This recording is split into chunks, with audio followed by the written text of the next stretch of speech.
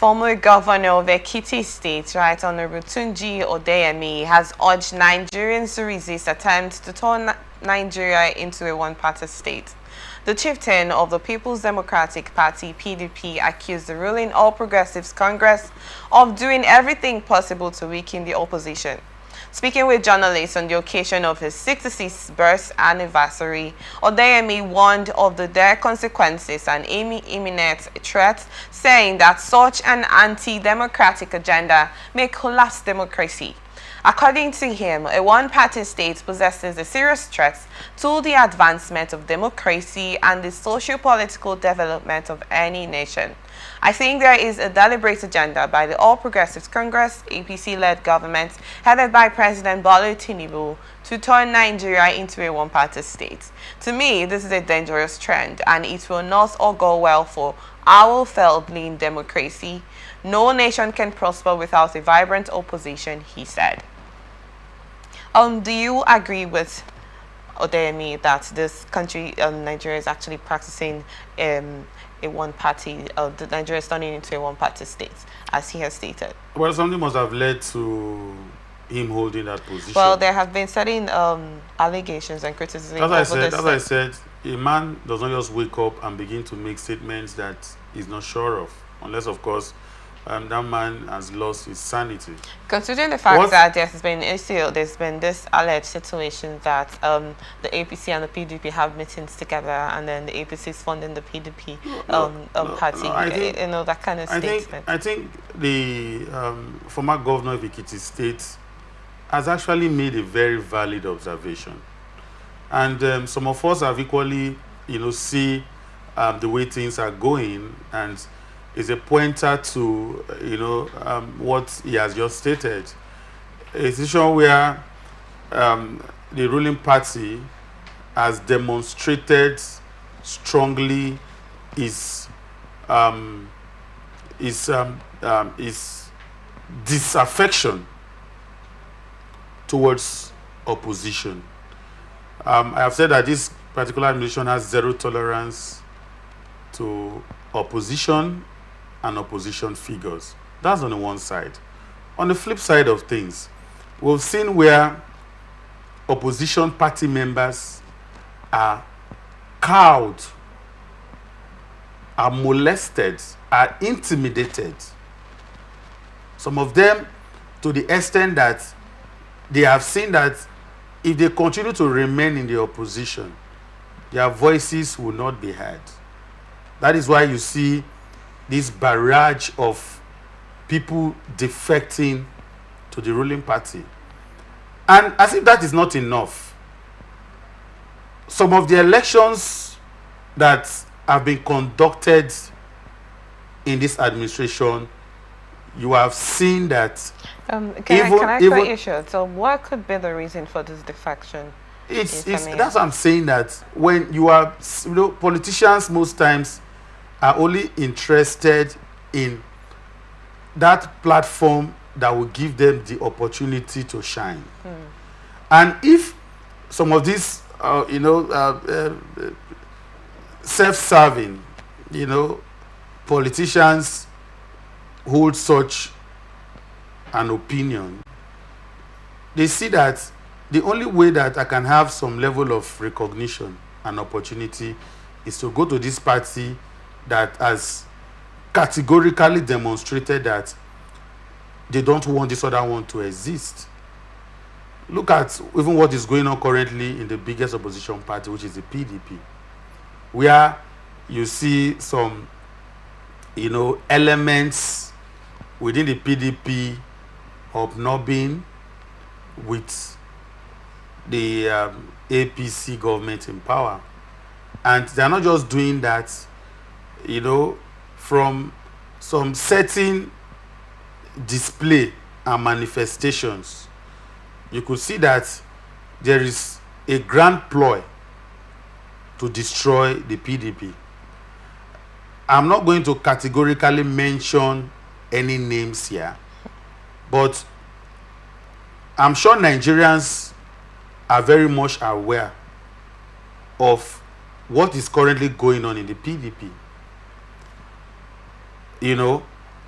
coupled with what I was trying to say earlier on, how the APC has boasted openly that they are going to take over all the PDP states. And when people come out like that in such a bold manner to boast with confidence, you can tell where that, audacity is coming from. So for me, let us understand that democracy strives when we have opposition elements to checkmate the party in power. In as much as I know that as an opposition party, you also need to put your house in order. But then again, as the party in power giving you that opportunity to do so without undue interference.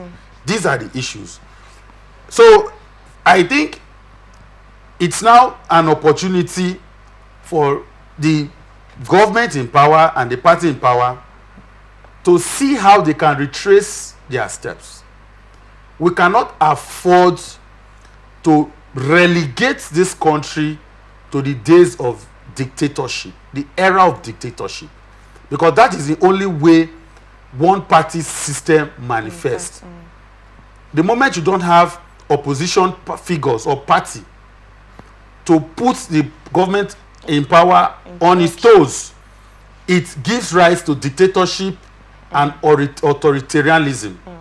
So for me, that of course is a wake-up call.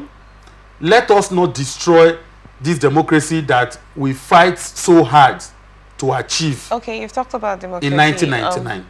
You've talked about democracy oftentimes, and since June 12th, in the June 12th election 1993 that happened up till now, would you say that this country has practiced democracy in any one way or the other?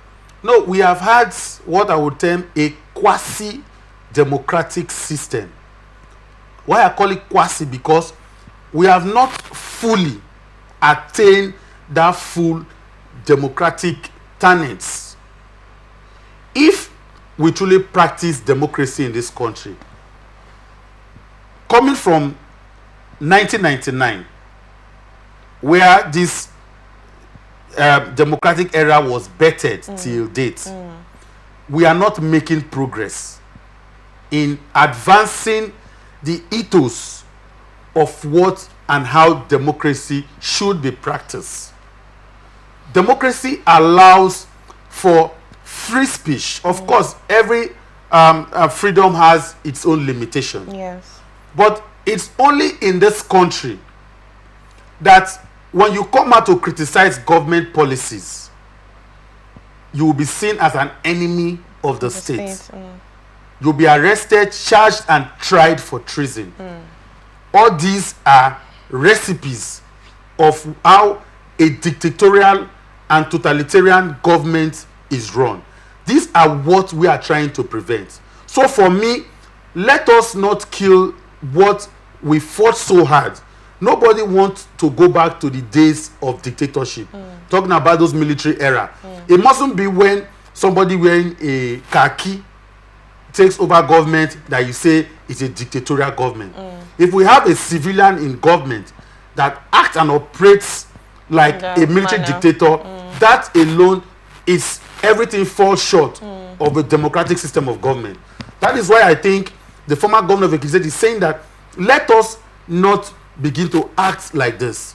We should try and as much as possible to accommodate opposition, elements.